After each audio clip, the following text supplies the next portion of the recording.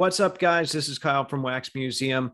I've got something a little bit different for you today. It's not basketball, but it's something that interests me, and it was related to a recent mail day. So I think you guys, if you saw that video, then maybe you'd be interested in this one as well. So earlier this week, I opened several packages on video, and one of them contained the this JFK briefcase relic that you see here. I'm showing you the video once again.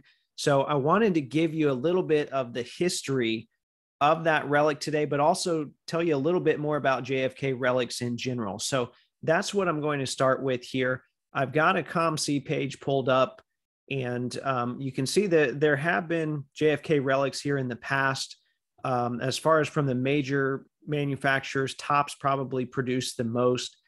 This here is a piece of the Berlin Wall, which they're just kind of rock shavings.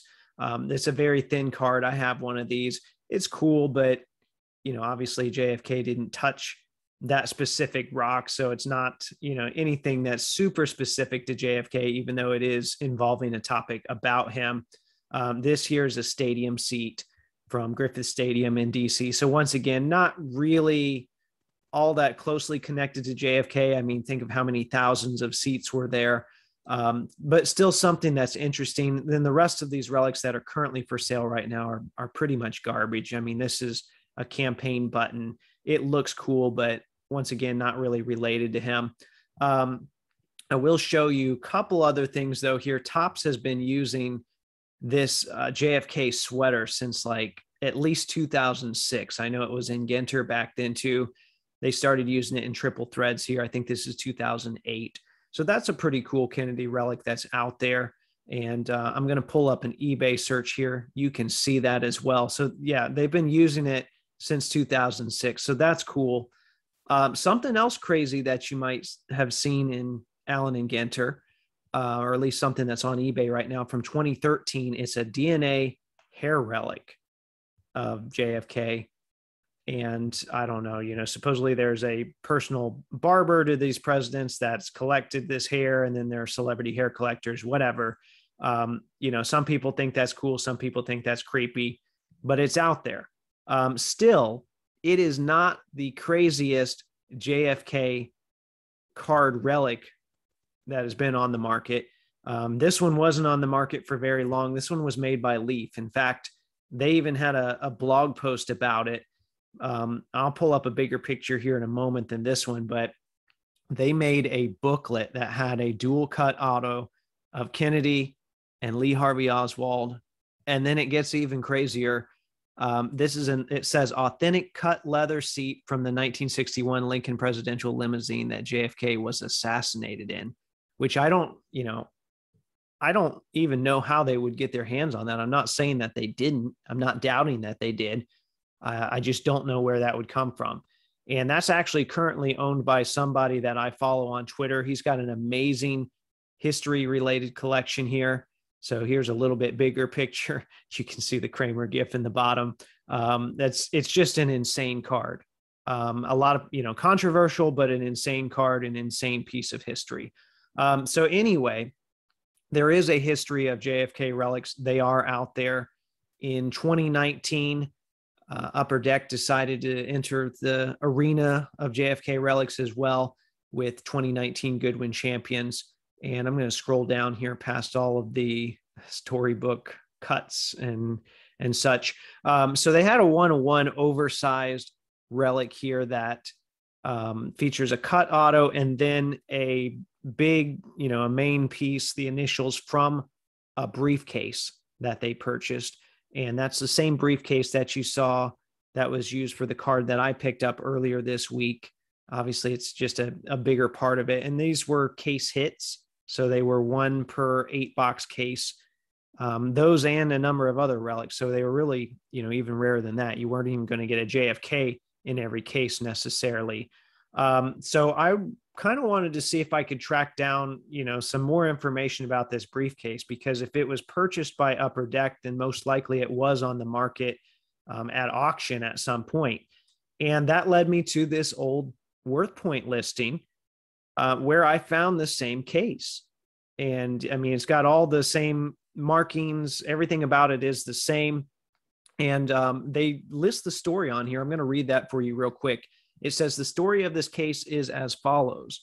On April 27th, 1961, President Kennedy was attending an event at the Waldorf Astoria when the handle on his case broke and he threw it in the trash. A maintenance man saw the case and picked it up. He then sold it to Carmen S. Beecraft, I guess is how you would say it. Carmen then sold it to a watchmaker who kept it for 30 plus years before selling it to us, which that us must have been, whoever, I guess this was on eBay. I don't know where this was at. WorthPoint doesn't tell us that. But it says, we sincerely believe this overnight case to be authentic. The handle should be able to be DNA tested to prove that it belonged to JFK if you desire to do so. But anyway, and it says will be shipped USPS registered mail. So imagine just getting that shipped via the regular mail.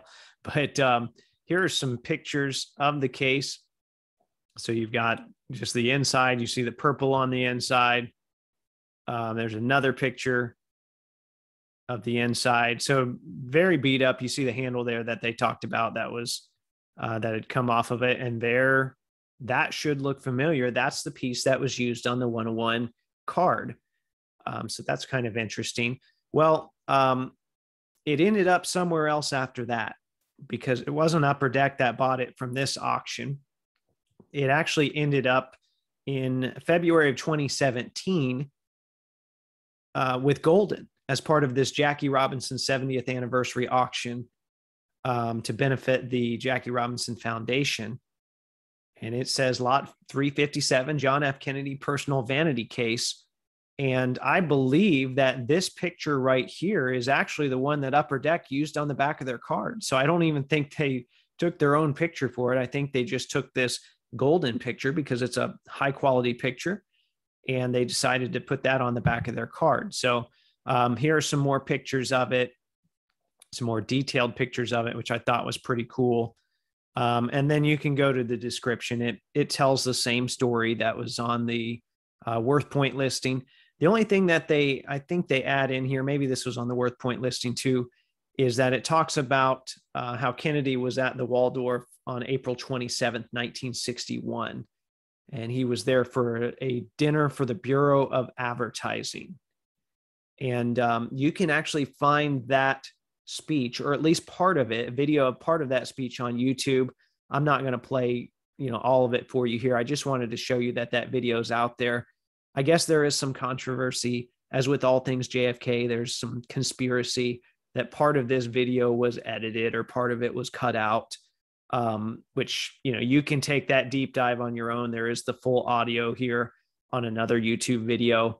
I'm not going to dive into the whole JFK conspiracy and all that stuff. That doesn't really relate to the briefcase. So anyway, just wanted to show you that briefcase one more time and show you that card. And, you can decide if you think the case is legitimate or not. I like the story behind it. I like the fact that I could find it here on the internet.